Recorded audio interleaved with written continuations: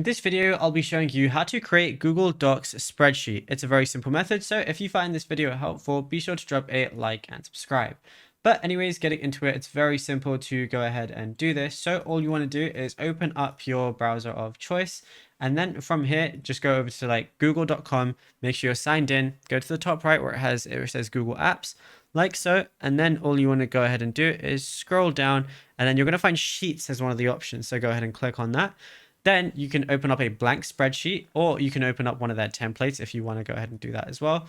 So we're just going to open up a blank spreadsheet right now. And then over here, you can do a lot of different things.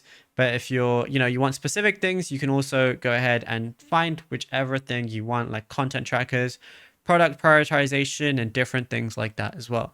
And yeah, it's literally as simple as that. There is nothing else to it. Now, if you found this video helpful, be sure to drop a like and subscribe, and check out all our other tutorials that we've been posting on the channel as well, because there is a lot to go through and you might find something that you didn't know about yet.